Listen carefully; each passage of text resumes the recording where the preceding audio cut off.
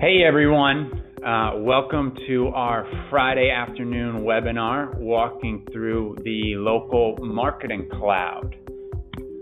My name's David Reed and I'm the Director of Sales here at Surefire.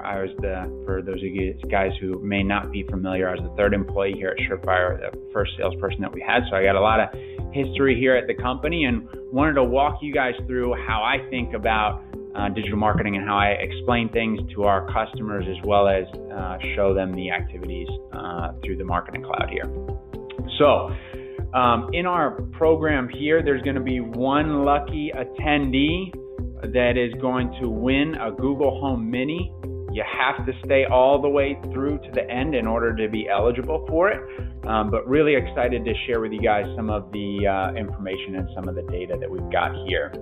And at the end, we'll go through and we're going to answer some questions that you guys have. As you can see, I always dress in a three-piece suit here at Surefire. So one of the things that I talk about a lot with our contractors, and part of what I think has really been able to make our clients really successful is the rule of three. Really, there's three core elements to what Surefire does, and I'm going to hit on a couple of these. The biggest really is the technology, and that's what we're going to walk through today, is that cloud and how that impacts your ability to improve your online presence and ultimately, generate higher quality and quantity of leads. So the three areas are services, support, and technology. When we talk about services, part of what we've done a little bit differently than some of the other companies that are out there is we really handle everything from a technology standpoint. So we help clients, making sure that you've got the right content on your website and making sure that you've got the right messaging, make sure that there's the right calls to action, make sure you have a process for reviews, have Google AdWords, run social media. So we look at all of those different components for our clients. And then we put that in all that data and that information into our cloud to really help us better understand how everything is performing from a marketing standpoint, see where we're getting our leads from. And I'm going to show you guys the specifics of how we do this in a few minutes here. And then at the tail end of this, we have the support side, where we actually work with you each month to really understand, hey, are we getting the right types of leads? Are we getting the right types of inquiries and the right calls to action? Are we getting the right reviews, or is there an issue that we have? So we're working with you through that entire process to make sure that you are ultimately successful. And over the last few weeks, I've been doing a bunch of big presentations for our company. We went up to Kohler headquarters 2 weeks ago, and we're meeting with some of the carrier executives earlier this week. And one of the things that I've noticed in talking with a lot of these larger brands is that there's a real shift in how consumers are utilizing technology, right? Many years ago, it was really just about having a website, right? Hey, I need to have a website, I need to have an online presence, I need to make sure that I'm credible, right? And then in 2007, you had smartphones, you have mobile apps, you have all these different programs. So hey, making sure my site adjusts to the right browser speed so that it works for my iPhone, and make sure that it's a good user experience. What we're seeing now is that there's this big shift in AI, right? And making sure that you're really prepared for those next steps. And to be frank, there's a lot of contractors and even honestly marketing companies that aren't quite prepared for that transition. I'm going to kind of walk you guys through how to think about some of those things in order to make sure that you don't get kind of left out. So I did a little bit of research for this presentation and wanted to come up with some new data and some new information here. And what we're seeing is that by 2020, they anticipate that 50% of all search is going to be done through voice. And just for some context here, just Google, has 5.44 billion searches every day. So that means if you're not properly set up to be recognized through voice and through all the structured data that the search engines need to understand in order for you to be relevant there, you're going to be missing out on billions of searches. And so one of the things that we really focus on here at Surefire is, as you're going through and you're getting prepared, you need to make sure that you're targeting the right audience. And this is kind of a challenge for a lot of contractors. One of our big verticals is Renewal by Andersen. And if some of you guys may or may not be familiar with them, they typically sell a window, an opening, for between $1,500 and $2,500 per window. So they're definitely not looking for everybody. They're looking for a very, very specific type of prospect. And one of the things that we found that a lot of contractors, unfortunately miss the mark on is they'll typically focus on a short tail keyword or a high volume keyword. So like roofing, Denver, siding, Atlanta, windows, XYZ, heating and air conditioning in Washington, D.C. And so they'll focus on those short tail keywords because there's lots of people that are searching for them. But unfortunately, just because there's lots of people searching doesn't necessarily mean that they're all the best type of customer. Maybe they're really high up in the funnel and they may not be as far along as you would like them to be. So I'll give you an example of myself, right? So when I was searching for my car, I first started out, I had a 2-door originally. I know I wanted a 4-door. And I know that I want a white car. And after I start doing more research, okay, I know I want black interior. I know I want a sunroof. I know I want a Mercedes-Benz or BMW or whatever it is. I know I want X number of horsepower, right? Or X number of safety features, if you're into that sort of thing.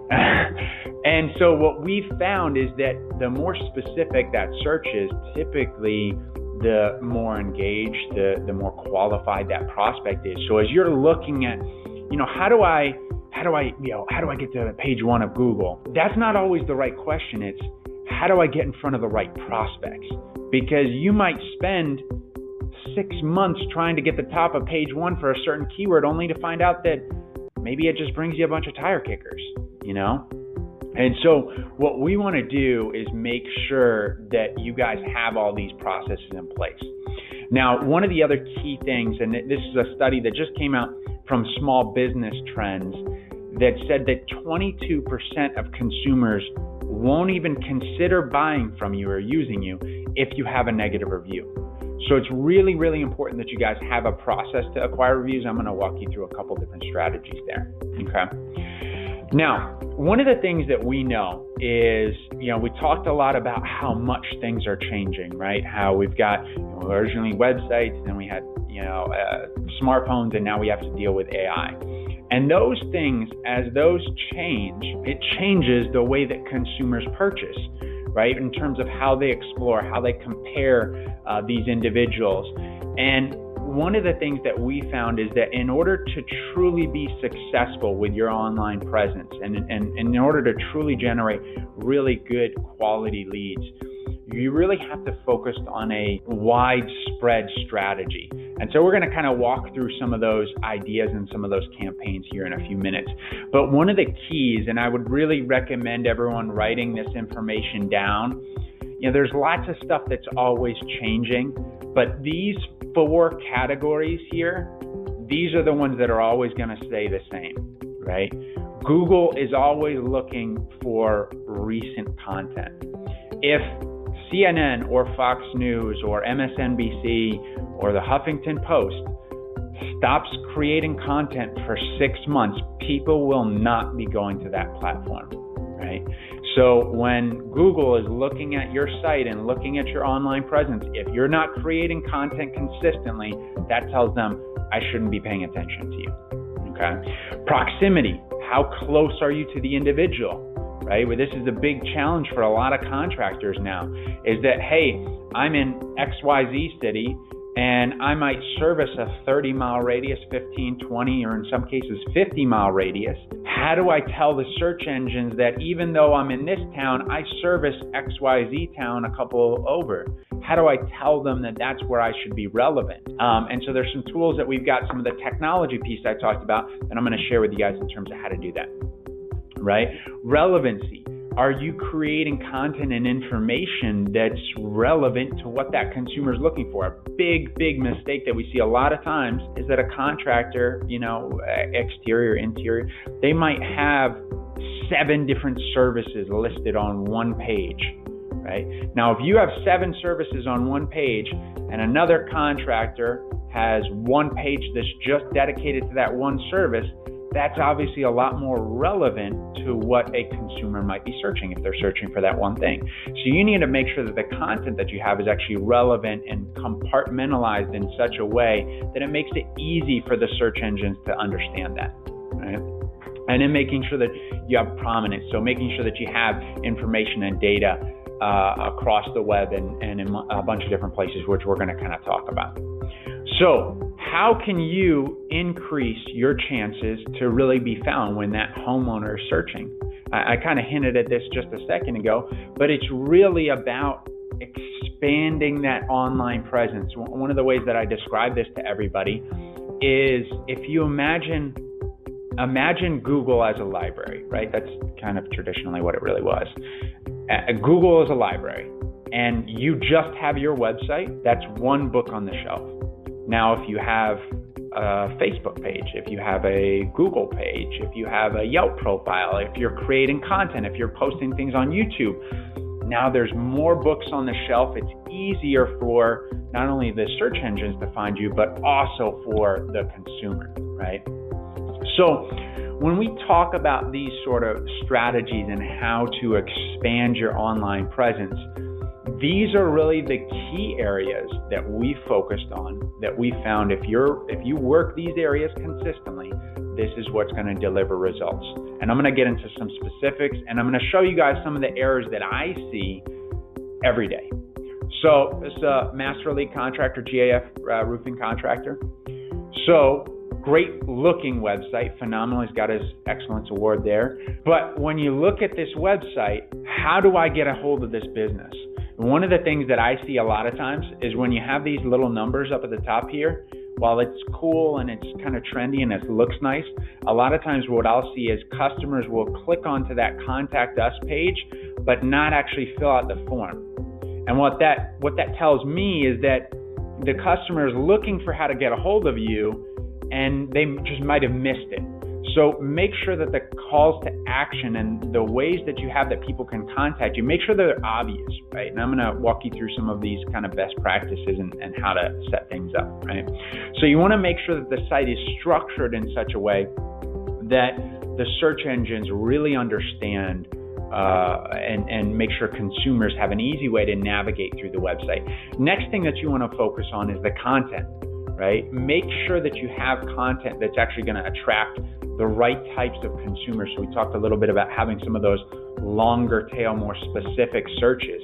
You know, if you're in a storm-driven market, and I'm just using roofing as an example, we can use others. But if you're in Tulsa, for instance, and they just got hit with a hailstorm, you want to have content on your website about, hey, if you had hail damage, we're the best resource for you. You want to have content, or, you know, hey, if you're having problems with your HVAC, or if you're having issues with your windows, or whatever it is, you want to think of more question-based searches.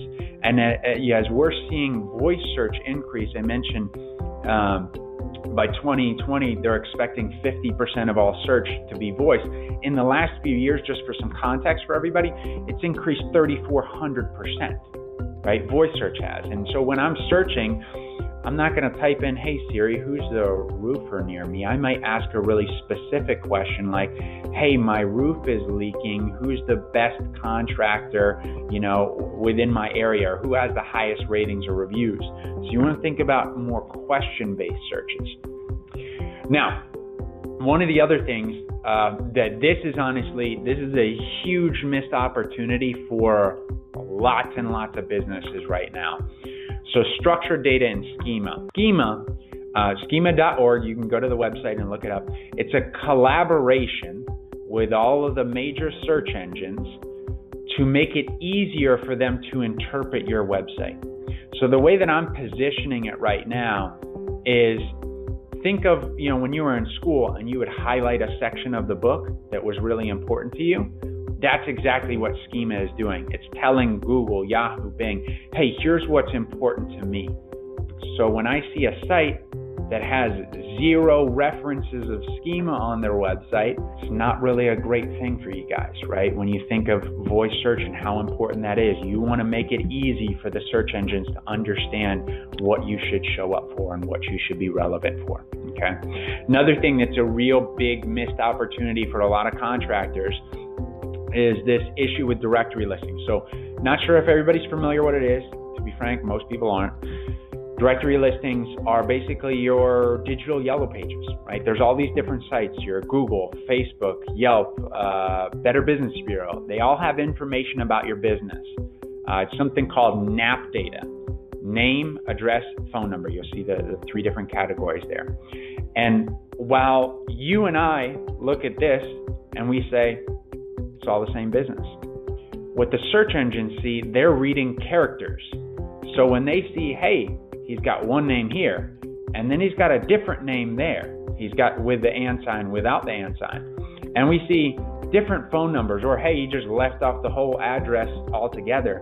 Now the search engines, one of the ways that I kind of explain this to people is imagine them as a referral service, right? You type in who's the best lawyer, and it says, here, try these 10 companies. If someone asks you for a referral, and you're not sure if you have the right spelling of the business name, if you're not sure if you have the right address, the right phone number, you probably don't feel as good about giving that information out. And that's exactly what Google is thinking, right? When they're looking at this and they're saying, well, I don't know what of this is correct. Well, I'm going to serve up somebody else that's more consistent. So as you're thinking about, okay, how do I become more relevant? How do I, improve my online presence? This is one of those areas that's going to be a hindrance. And I can tell you, guys, because I'm on the phone with contractors 5 to 6 times a day for the last 7 years that I've been with this company. Everyone has problems with this. There's not a single company that I've ever met with that has 100% consistent data. It's just a matter of how much data is incorrect, right? So I wanted to kind of walk through, I know I kind of set the table and walk through some of those high-level items. I want to walk through 2 different pieces of technology that we've got here. So one is the cloud, but I talked a little bit about prominence and making sure that you're showing up in the right areas. So I want to show you some examples of how this actually looks. And I had screenshots, but I said, you know what, let's just show them live. So we're going to go through some of these different categories, and I'm going to share with you guys some of this information here. So Earl Johnson, fantastic customer of mine. Let me try and expand my screen a little bit more so everyone can see this. Earl Johnson, Earl and Lynn, awesome couple. You guys haven't met them. They do a phenomenal job of utilizing one of our tools, GeoJuice. So GeoJuice, what it does, real simple, 5 things. 1, it allows you to tell the search engines where you're working. So here, Walter, Dakota, they're all checking in. This guy here, near Northeast 214th Street in Miami. So it doesn't give exact address information, so you don't have to worry about privacy things, but it gives close information, right? So now the search engines start to understand, hey, these guys are in Miami, they're in Oakland Park, they're in Pembroke Pines, right? So they're all over the place, right? Dropping pins. Now it allows us to tell the search engines what we're doing. Hey, we're doing a roof replacement. We're doing an estimate. We're doing a repair. We're installing a new HVAC unit. We're installing some windows, whatever that might be, right? So as we're starting to connect those dots about where we work and what we do, the search engine's starting to get a better sense of, hey, this is somebody that, they're doing all the right things. They're creating all this content. They're somebody that we should place higher in search, right? So where we work, what we do, it allows us to take a photo of the job. All this information is updated within 30 seconds and pushed out to your website, and we can also push it out through to social media.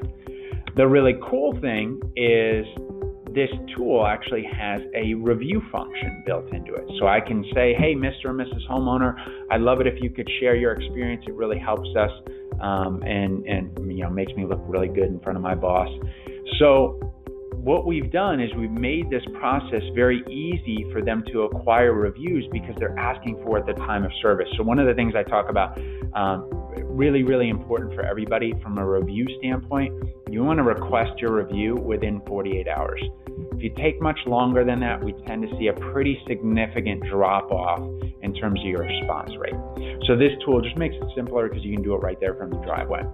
So here, Tia wrote a review, and she happened to be from Pembroke Pines. Now these guys are in Hollywood, Florida. I mentioned Pembroke Pines is a suburb.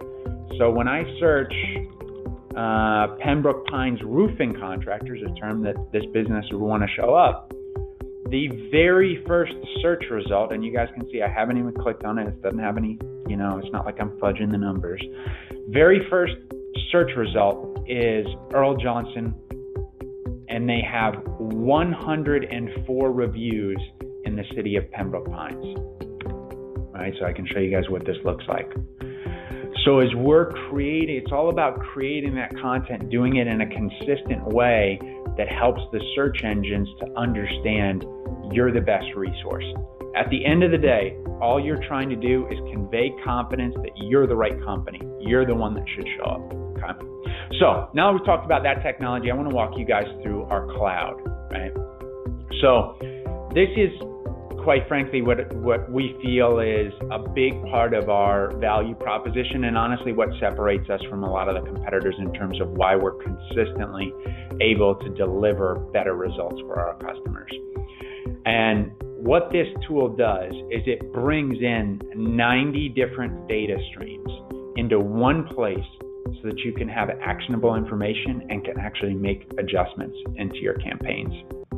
So what I'm looking at here, Hinkle Roofing, real customer, Master Elite Roofing contractor, because I deal with a lot of roofers, in the Birmingham market. And what I'm looking at is in the last 90 days, he's had 3,800 people come to his website.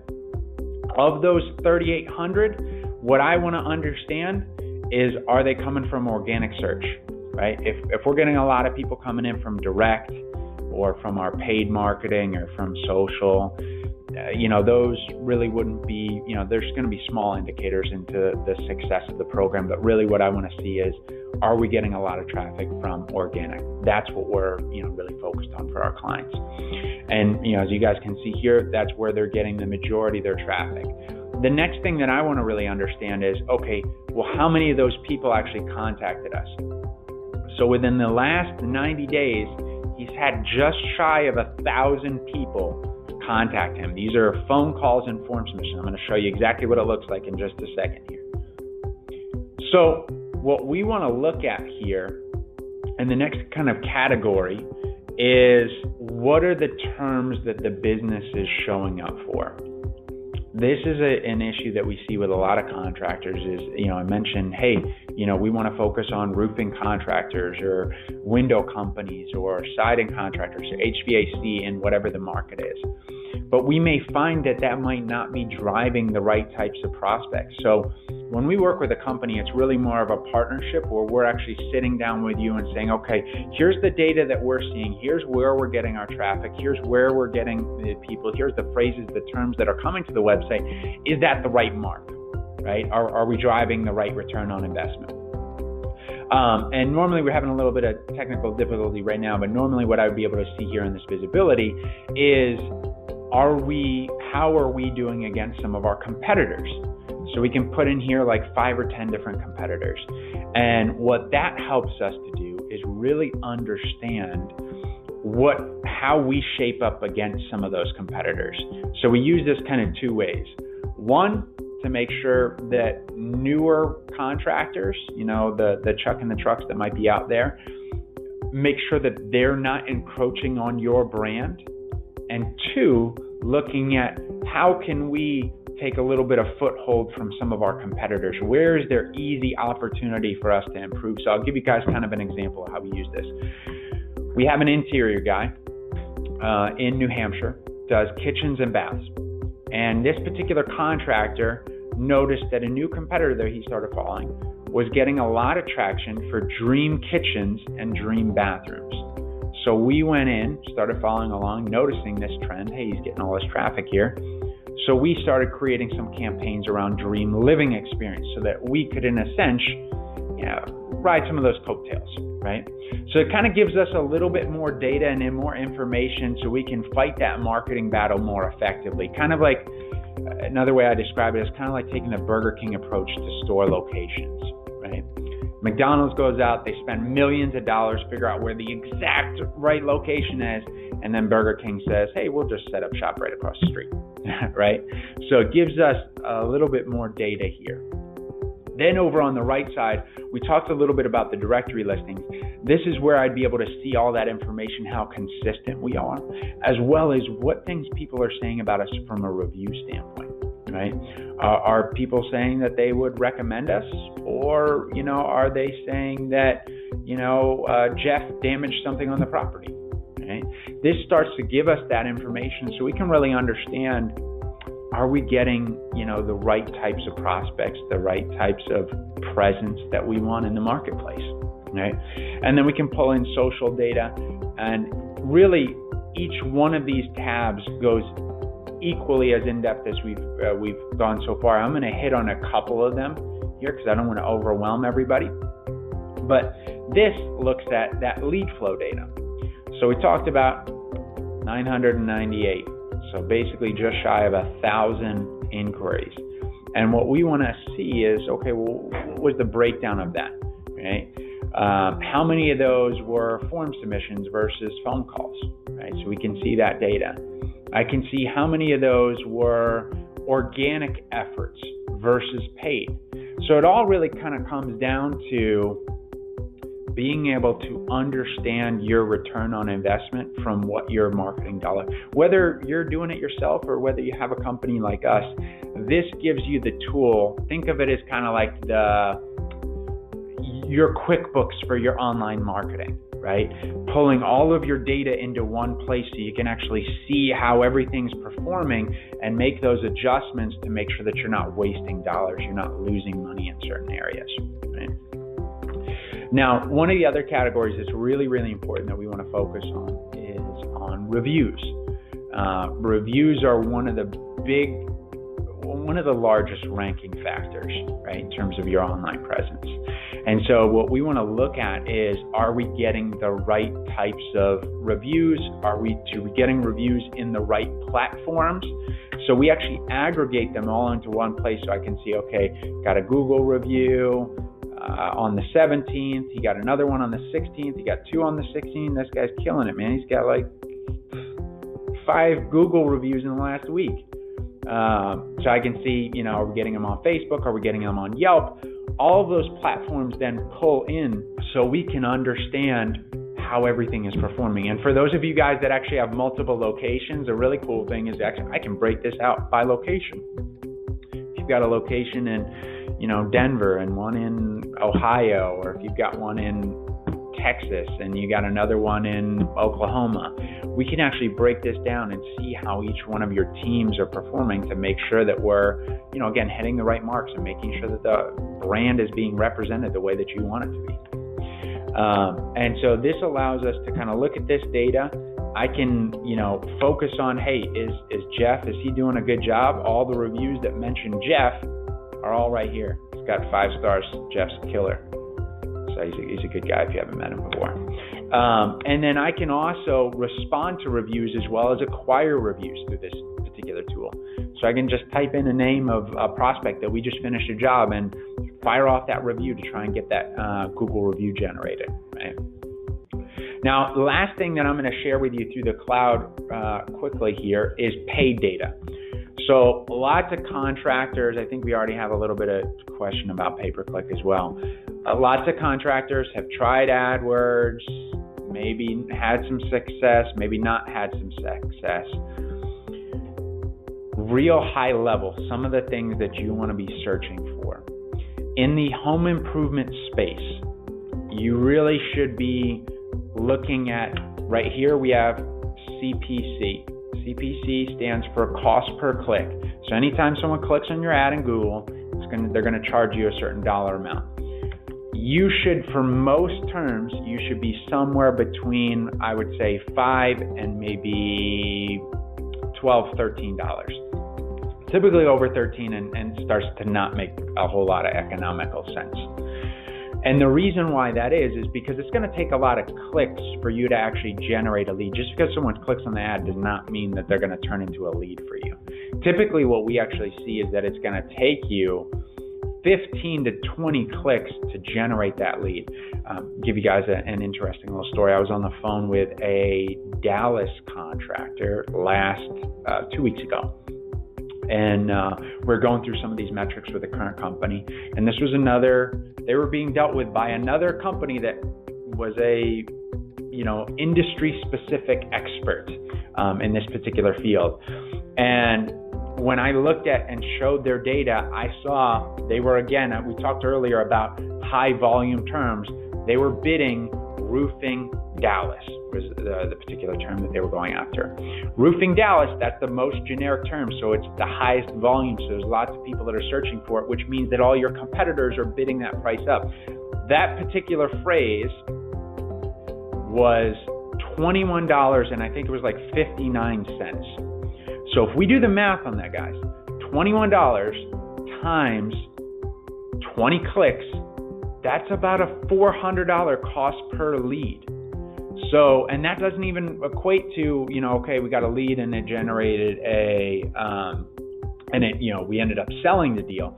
Typically we look at, okay, of the leads that are generated, about 75% of those we're going to be able to go out and pitch. 25%, they're not going to be the right fit, whatever, you don't have the right qualifications, issues, things like that. So, if we're adding another 25% onto that equation, because we're only going to pitch 75%, that means our cost per appointment is $500. And then if we're closing a deal and we're looking at a cost of, if we're closing that deal and we're looking at a 30% close, that means really we're looking at about a $1,500 cost per sale, which is an unsustainable business model. And the long and short of this is, before seeing all of their metrics, after I went through that math with them and what that equation looks like, they showed me that their actual cost per lead was $465 from that one particular keyword. So it's a massive waste of money. So in AdWords, I'm just telling you guys, it's a great tool, but you really, really have to monitor. You really have to know what you're looking for, because there was a guy last year that at one of the conferences, he spent $6,000 in one day. So you really, really got to be careful to make sure that you don't get taken advantage of. So target, back to my numbers here, target $5 to $13 depending on your industry. That should be your targeted cost per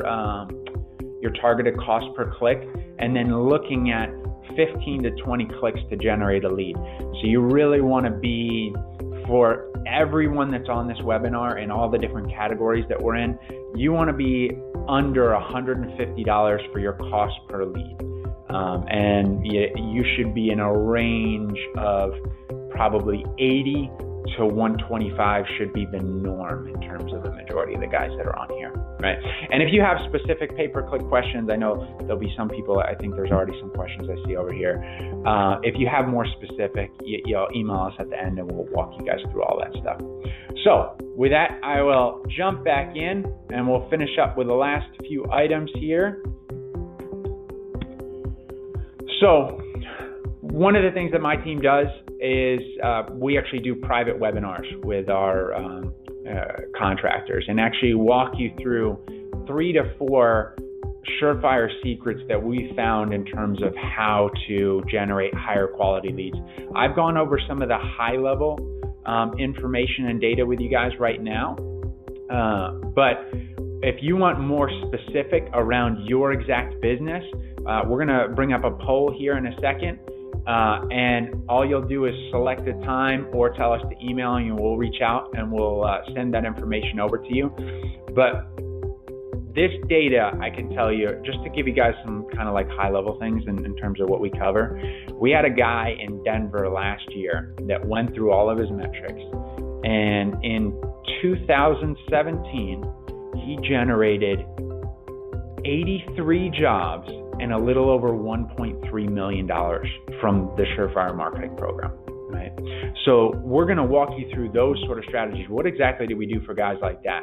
How do we help, a Cincy-based contractor, Cincinnati, generate 27 Google reviews in the first, I think it was like 9 months of the program?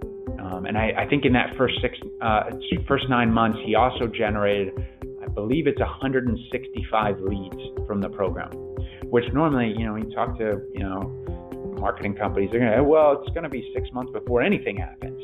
So we've got some really, really good, case studies and some success that we've had. We'd love to walk you guys through this because you took the time, you attended the webinar. We want to make sure you've got the right information. Okay.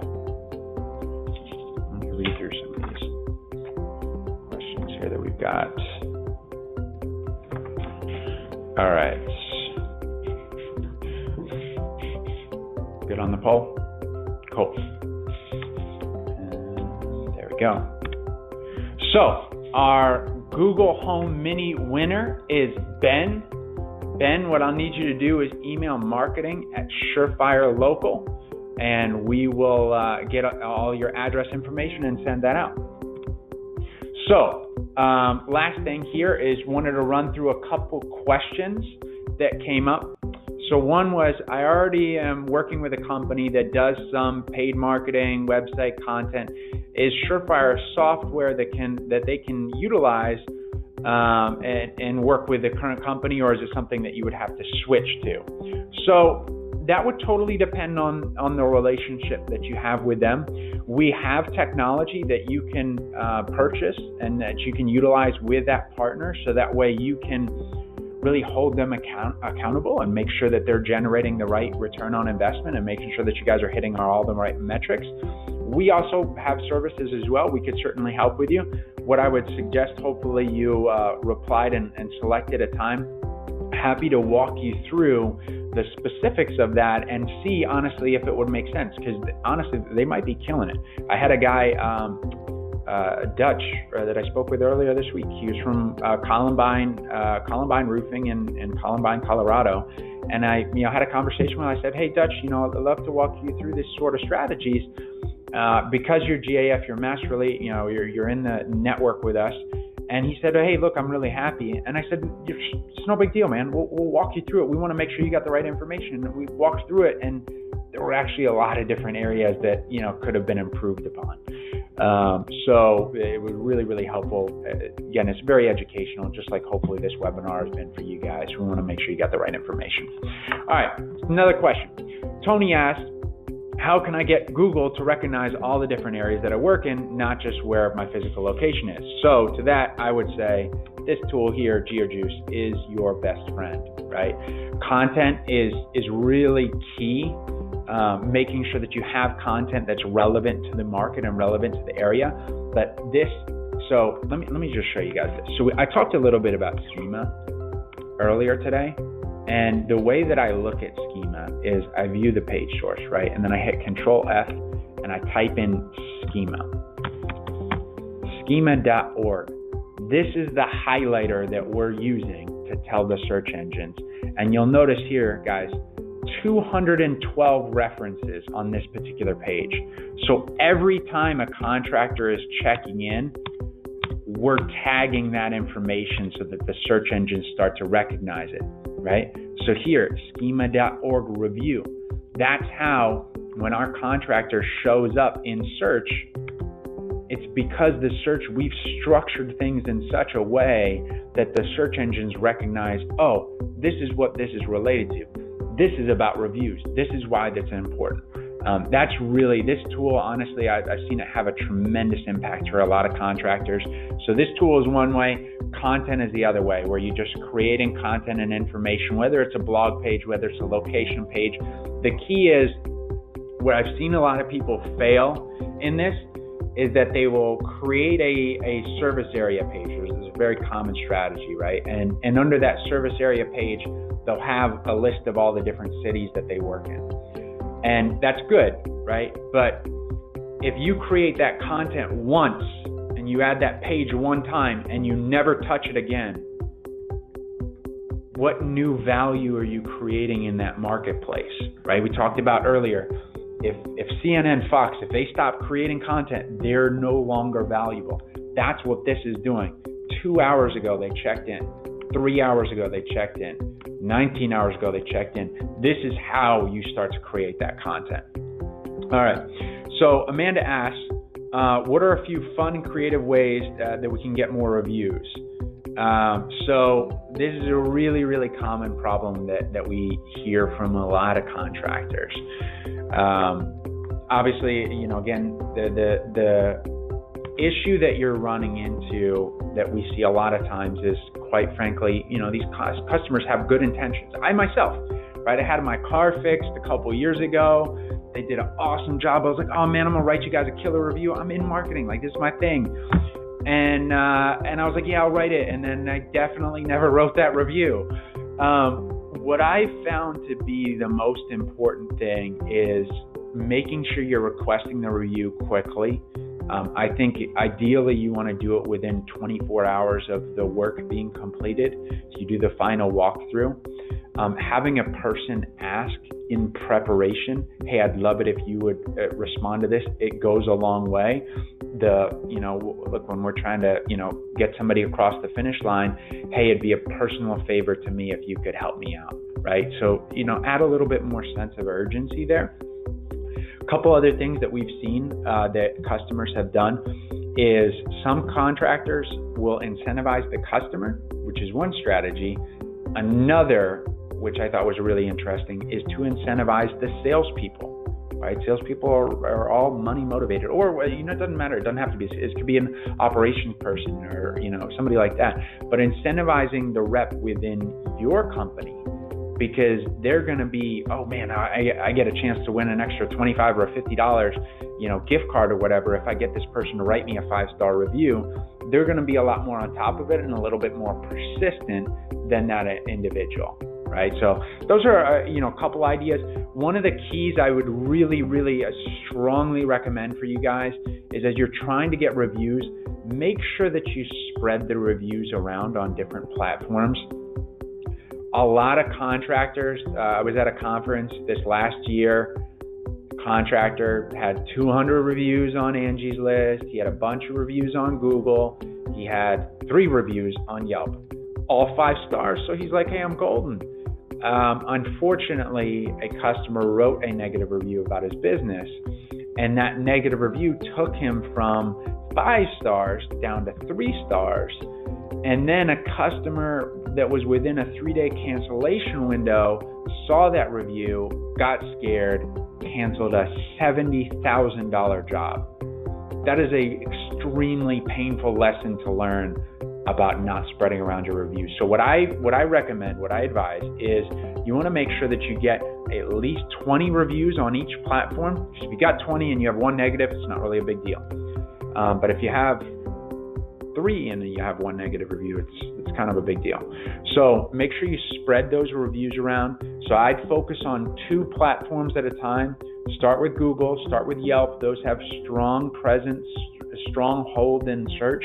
Once you get to 20, then you rotate out one of those for another platform like Facebook or House or Angie's List or whatever platform. And then once you've got 20 on all 5 or whatever number of platforms you're using, you start back again, right? And you keep going, and then you go to 40, right? That's going to be your best bet for success. With that, everyone, I really hope this was helpful for you guys. I really appreciate you taking the time, and look forward to talking with you guys later on this week in those follow-up meetings. Thanks, everyone.